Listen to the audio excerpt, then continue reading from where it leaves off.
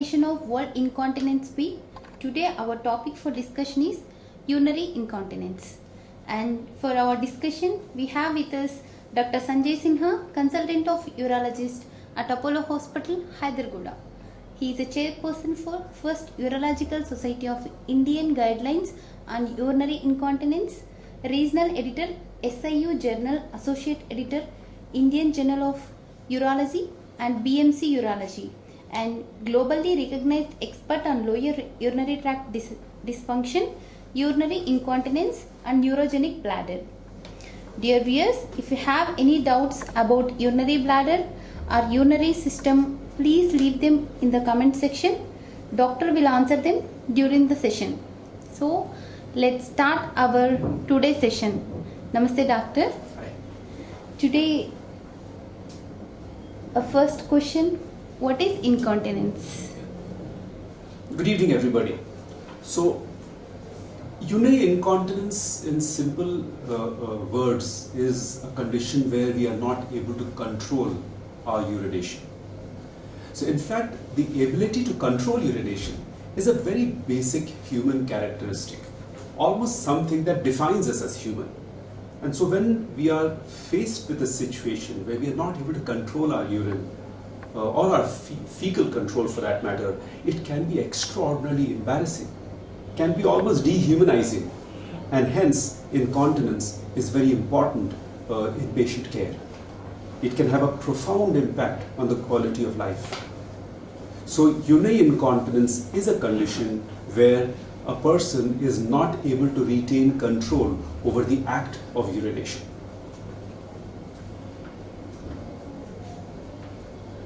What does it affect?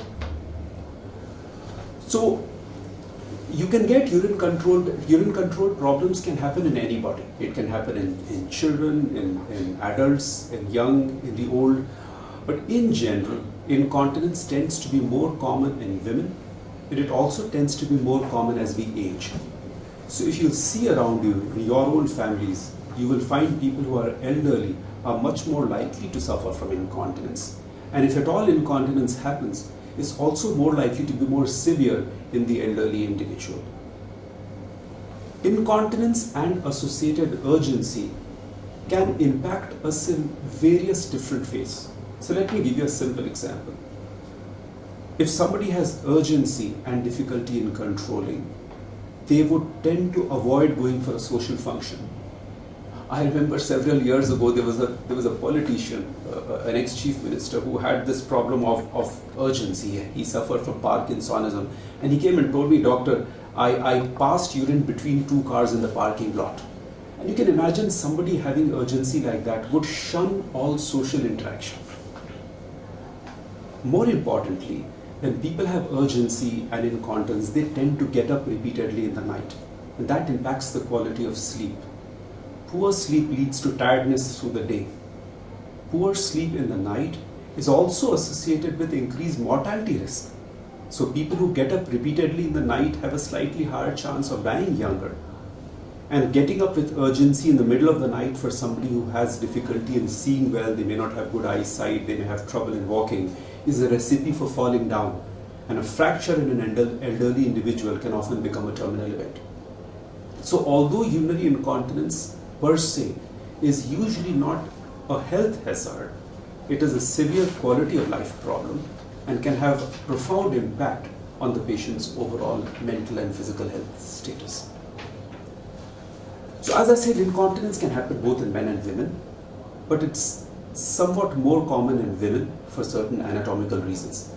Less common in men, but you get it in all groups of individuals, even in children for that matter. And in each of these, the implications, both in terms of what the underlying cause might be, as well as in terms of what the overall treatments might be, could be different. Why does it occur, doctor? So when we look at the reasons for incontinence, broadly speaking, these reasons can be categorized, I'd say, into three important groups: urgency incontinence, stress incontinence, and incontinence associated with overflow. And let me elaborate a little bit on each of these three conditions. You know there are two kidneys. The kidneys produce urine. This urine is conducted through the tubes called the ureters to the urinary bladder. Urine gets stored in the bladder for 2, 3, 4 hours until the moment when we feel that it's socially convenient for us to pass urine, at which point we go to the toilet, open our clothes, pass urine and come back. Now, if you have trouble with controlling urine, this could be because there is trouble with the bladder's ability to hold. So you could get what's called urgency incontinence. In urgency incontinence, an individual gets a strong, urgent desire to pass urine which is very difficult to defer. And by the time they reach the toilet, they start leaking into their clothes.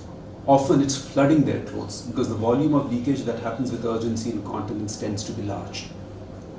So that's one set of problems where it's primarily the bladder at fault. It's an abnormality in the signaling system from the bladder to the brain, you would say, which gives rise to abnormal urgent sensations with uncontrolled urination, urgency urinary incontinence. The second condition is stress incontinence. Stress incontinence happens primarily because the outlet mechanisms are not strong enough. So you can imagine there's a bladder, there's a control mechanism. Now, even if I've got let's say 500 ml of urine in my bladder, and if I were to lift 100 kilograms of weight, which I don't think I could, but if I were to lift 100 kilograms of weight, you wouldn't expect me to leak even a drop of urine. Why does that happen? It's because there's a strong control mechanism which is existing below the bladder. Now, if there is an abnormality or defect in this control mechanism, you get what's called stress urinary incontinence. So on the one hand, the first condition I described to you was primarily a problem with the bladder. The second condition, stress incontinence that I'm describing, is a problem with the outlet mechanism. So these are two important reasons for getting incontinence. The third condition is what I called incontinence associated with overflow. Now the bladder is a receptacle kind of an organ. It stores urine. It has two primary functions, storage and passing of urine. Most individuals who have trouble with control will primarily have a problem with their ability to hold urine. But there are some people who got a difficulty in passing urine, but that presents as a difficulty in control. So let's imagine somebody who is not able to pass well, whose bladder is over full and is now overflowing. It's like a jug which is full and you add a bit of water and it overflows over the sides. That kind of leakage will also produce incontinence. But here the problem is not primarily a storage problem, it's primarily a problem with passing urine. So in a sense, if the first two conditions were leakage from the bottom of the jug from a hole, the third condition where there's a leakage happening is with a jug which is full, it's not leaking from the bottom, it's overflowing from the top. So these are three important reasons. And depending on which kind of a patient group we are looking at, some individuals are more prone to one kind of a problem and some to another. How can we treat urgency incontinence? So urgency incontinence is very bothersome. Why? Because one, as I told you, the volume of leakage which happens with urgency incontinence tends to be high. So it's not a small volume leak, it's a substantial volume leak. Second, it's unpredictable. So you could get urgency at a most inopportune moment. I might be speaking on this Facebook live program and I could get a strong sense of urgency and I can't stop this program because I'm talking to you and I start leaking into my clothes. That's what urgency incontinence is. Unpredictable, large volume, highly bothersome. More commonly affects women, especially elderly individuals, and women when they get it are also more likely to have a leakage. What proportion of the population gets some sort of urgency? About 10 to 15%. So it's pretty common, happens in about 1 in 7 or 1 in 8 individuals in society. Now when you get urgency, there are certain things in terms of our lifestyle which can help. For instance, reducing the quantity of tea or coffee in our diet, so to say. Avoiding overhydration with huge amounts of water. A lot of us drink large volumes of water under the misconception that this will help in some way with our health. In general, thirst is an excellent guide for how much water we must drink. nature has designed thirst for all animals. So all animals and plants take whatever water they need from nature just on the basis of the biological driving force. So you don't need to apply your mind to drink more water, just like you don't need to apply your mind to take more air into your lungs. Some people drink more water, that can aggravate the symptom. Overweight or obesity is associated with more problems related to urgency and urgency incontinence. So controlling weight can help. Keeping your muscles in better shape, especially the pelvic floor muscles, can really help with control. So although the urgency sensation might not go away, but our ability to hold with that urgency will improve if the pelvic floor musculature is stronger. So regular exercise, avoiding getting overweight or obese, and losing 5% or more of weight if you're already obese has been shown to improve urinary incontinence, especially urgency incontinence.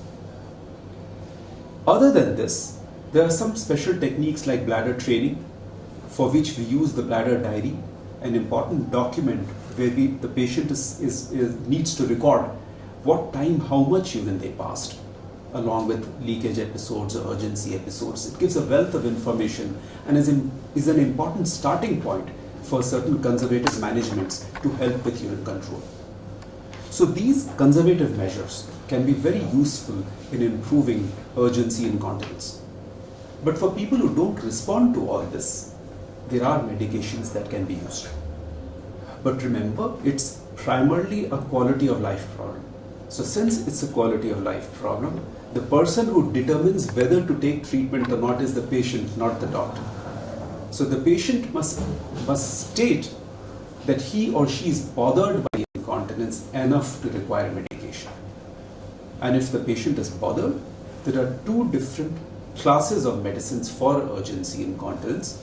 The first group, time tested, is what we call the anti-muscarinics, and the second group, which is a more recent development, you can say over the last few years it's become available to us, is a group of drugs called the beta-adrenergic agonists. Both these medicines are roughly equivalent in their efficacy, and there's data to show that when you combine the two, you can enhance the efficacy of treatment without increasing the side effects too much. So they are reasonably well tolerated and they improve the symptoms, but they don't cure the disease. So much like hypertension or diabetes, which can't be cured, we don't have a clear cure for urgency incontinence. And one of the reasons for this is that we don't understand why urgency incontinence happens in a very perfect way. We know that there are abnormalities in storage, in the signaling mechanism from the bladder. We know that the brains of such individuals respond in a slightly different manner to the sensation of fullness. But we don't have a very clear grasp of why it happens. And whatever treatments we have, they typically need to be taken long term. But in some individuals, the urgency is seasonal, happens more in winter season, rainy season, as you might have experienced, less in the summers, for instance. And in those individuals, you can reduce or stop medications at certain times in the year. And then there are the odd patients in whom it's a one-off thing. It happens for a short period in their life and settles down once you treat. So these are some of the simple methods by which you can manage somebody with urgency incontinence. A very informative answer, doctor. There is a audience poll question. Why do women have urine leakage problems post pregnancy? Right. So women are uniquely disadvantaged when it comes to urine control. Men have a longer urine passage as compared to women, and the control mechanisms in men are typically stronger. So while both men and women may get urgency, women are more likely to leak with the urgency. So one of the reasons why women get incontinence following pregnancy can be urgency incontinence. But there's another second very important factor which is there in a woman's life, which is not there in a man's life. And that is pregnancy and childbirth. And we know that this is an enormous stress on the pelvic floor musculature and pelvic structure. So the distortions that happen with childbirth can enhance some of the changes in the pelvis, and women can get stress incontinence in a way that men typically don't. So in women you have an additional problem where there's an outlet resistance problem, what we call stress incontinence, which I discussed earlier in this program. Stress incontinence is an important reason for leakage in women. Now, some degree of leakage, let's say a drop or two of leak of urine with a vigorous cough or a sneeze, is very common in women. Happens in about half the women, and we wouldn't even call it a disease.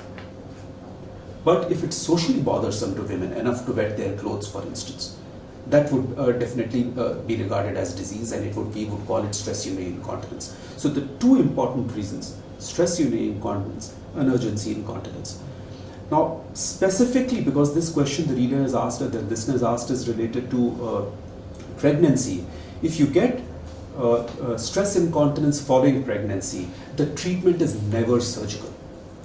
You always treat with conservative measures, and pelvic floor exercises can be very, very important in the first 18 months. So we would ordinarily not do any invasive or surgical procedures for women with stress incontinence, which is peripartum or postpartum after delivery. We treat them conservatively, and most women improve. One more audience question, doctor. How do you stop urinary incontinence? Right. So, stopping urinary incontinence or controlling incontinence, obviously, the first step is defining why it happened.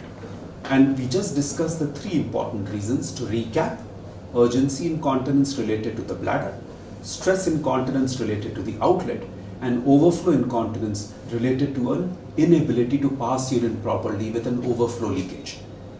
Now, for an overflow incontinence, which could happen in both men and women, overflow incontinence, the treatment lies with improving the ability to pass.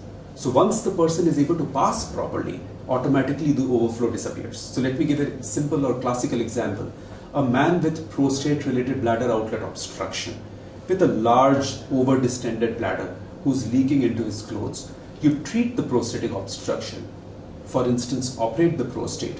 The person starts passing urine efficiently, the bladder starts emptying well, the leakage disappears. So that's one method by which you could sort out somebody who has overflow incontinence.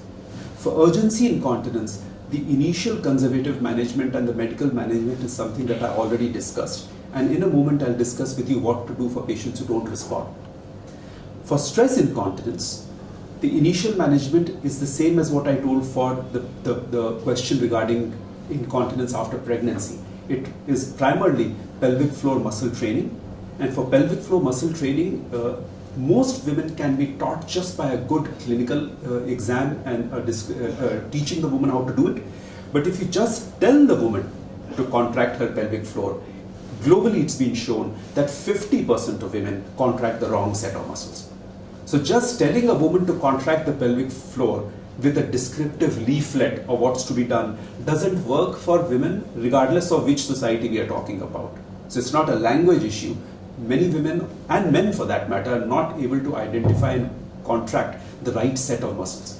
So we need to show them with a physical exam assessment that this is the right set of muscles to contract, and the other muscles must not be contracted at the same time. So pelvic floor muscle training is an excellent initial step for women with stress incontinence. But those who don't respond to it benefit from some sort of stress incontinence surgery, which we could discuss in a moment. One more audience question, doctor. What is the most effective treatment for incontinence? Right. So, since I've told the initial management, so we discussed conservative care, which is the first step for any person who comes with urinary incontinence. We then discussed about the initial medical management with medication for urgency incontinence. For stress incontinence, you don't really have good medication. So there's one, let's say, medicine which is there, but we don't have good data as to whether you can use it long term. There are certain concerns regarding the safety of that medicine. So for stress incontinence, you don't have good medication. And for overflow incontinence, as I said, is primarily treating the ability to pass. Now, for people who don't respond well to these managements, what next? So let's look at the two important conditions one by one. So for somebody who is not responding well to urgency incontinence, typically we would like to assess why.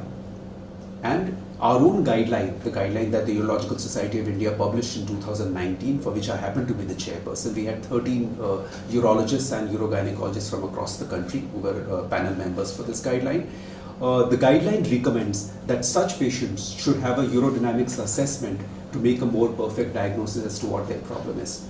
So we would do a urodynamics test to assess bladder function, try and identify the precise reason for the leak, and if the reason for the leakage is predominantly what we call detrusor overactivity incontinence, where the bladder is showing abnormal contractions during storage, then the next step is one out of two treatments.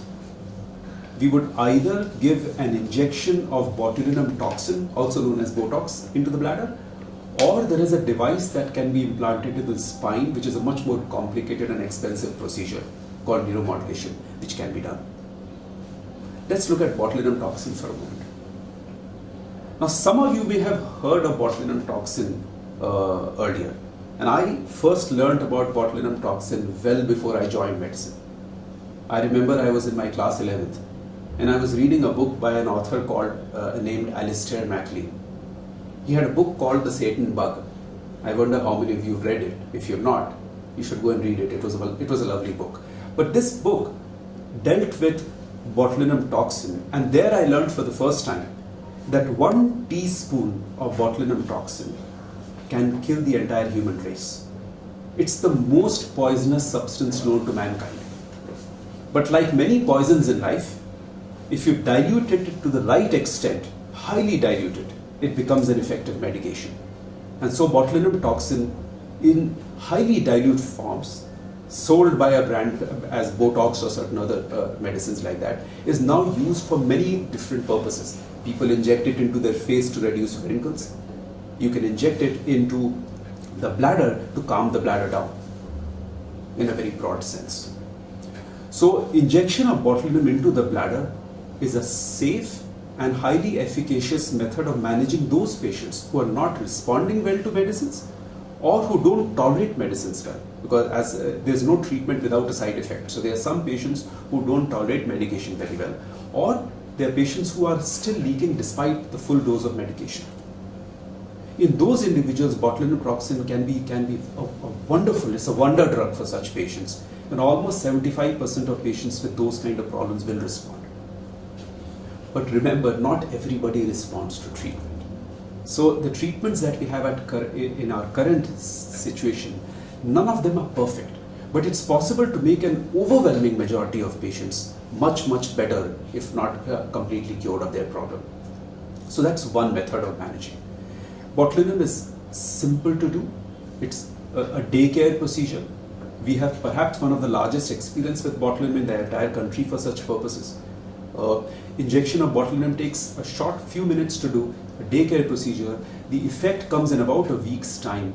The effect will last for about 6 to 12 months, on an average about 9 or 10 months. So it does not last forever. So for those individuals who have a chronic long-term refractory problem, they might be looking at injections once in a year or so.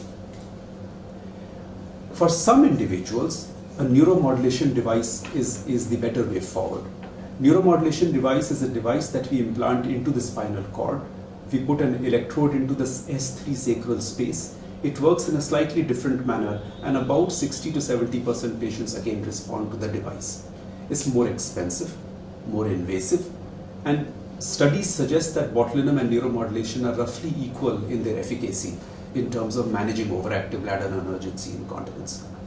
But these are the two main salvage options for somebody who has refractory urgency incontinence. For those women who have stress incontinence which is not responsive to conservative care, there is stress incontinence surgery. And stress incontinence surgery is of different varieties, but by and large can be done by a minimally invasive method, can be done with a short hospital stay, typically of a day. Most women are able to get back to their work, at least regular day-to-day small activities immediately. Heavy work, or let's say going to a gym or playing sports, should ideally be deferred for 2 or 3 months. But these surgeries are again highly efficacious with low complication rates and can usually give rise to long-term satisfactory rates of cure. So we have effective methods for managing those individuals who have urgency or stress incontinence. These treatments need to be customized to individual patients. We need to escalate treatment based on response, each time with a discussion with the patient as to whether the patient is interested in escalating treatment. Because as I said at the beginning of this program, incontinence is usually a quality of life problem rather than health hazard, and so the patient's own views are important as to whether to treat or not. What are the options for those who don't respond well?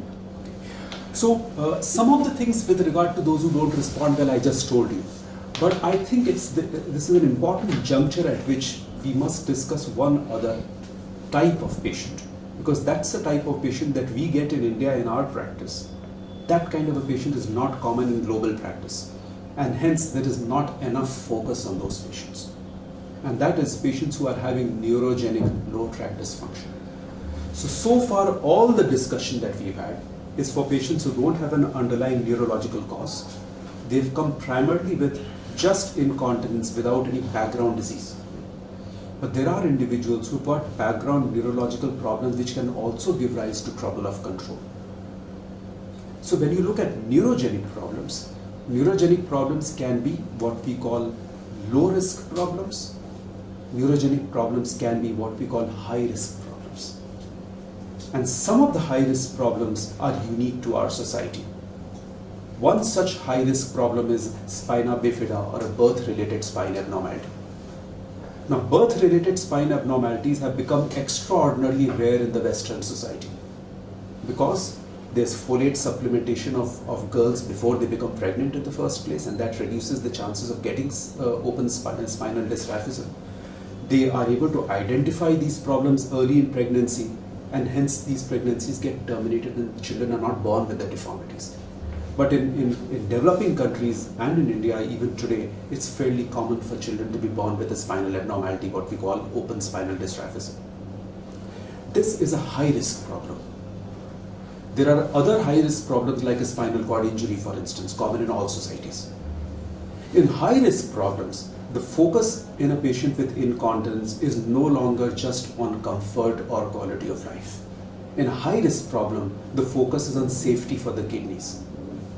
So to elaborate a little bit, in such individuals with high risk nerve related bladder problems, sometimes the bladder pressures are not right. And although our patients are focused on their ability to hold urine or their ability to pass urine well, our focus in such patients is the bladder safe for the kidneys? So there are individuals in whom the leakage is a marker for high bladder pressures. And if they're not treated well, they can end with kidney failure. Unfortunately, we see in our own department at least 1 or 2 children with preventable renal failure in every week. So it's very common in our society. And even one such child is one child too many. It should not happen even in a single child. But unfortunately, because even short delays can cause this. So let's say a child is born with a spinal dysraphism. Even a 6-month or a 1-year delay sometimes can be enough for the child to develop irreversible permanent kidney dysfunction. And when that happens, by the time they touch puberty, they may go into end-stage kidney failure requiring a transplant. So neurological incontinence is a completely different issue. Important to identify patients who are at high risk and treat them separately. But most of the other patients that we see in society, they have primarily a quality of life problem, and I just described to you the ways in which we could treat them. How can we treat stress incontinence? So some of the steps to manage stress incontinence I just described. So again, just to recap, conservative management with pelvic floor muscle training, trying to lose at least 5% of your body weight if you're overweight. All the other steps in terms of fluid management, avoiding too much of tea, coffee, caffeine, and so on. In the peripartum or women who've just had a delivery, pelvic floor muscle training is the treatment. We don't go for other things. If women are unresponsive to all these conservative managements, then some form of stress incontinence surgery, typically minimally invasive or surgery, in which the women usually are able to get back to most of their activities in a day or two. So this, in short, would be the way in which we would manage somebody who has stress incontinence. One last question. Doctor, please tell our audience about urology department at Apollo Hospital, Hyderguda. So we have been managing a wide array of patients with all sorts of lower tract problems at Apollo Hyderguda. And we have perhaps one of the country's most advanced units in terms of video urodynamics, Eurostim, several different equipment which are not available perhaps in most of the centers in the country, including in the teaching institutes. And through all this, it's possible for us to make a precise diagnosis of the patient when they come to us with problems related to bladder, and to offer them the appropriate treatment which can both take care of their quality of life problems as well as help in terms of preserving their kidneys. So we have a fairly large patient experience, perhaps one of the globally largest experience now with neurogenic lower tract dysfunction. We have fairly large volumes of experience with botulinum toxin, stress incontinence surgery, and all sorts of incontinence and neurogenic lower tract problems. Thank you, doctor. It's really very informative session. Dear viewers, we have come to the end of our session and hope we have covered all aspects. If you have still more doubts, you can book appointment with Dr. Sanjay Sinha and clarify your doubts. Thank you, doctor, for educating our audience in this today's session. Thanks for joining us. Stay tuned for more such educative live sessions. Stay safe, stay healthy. Namaste. Thank you.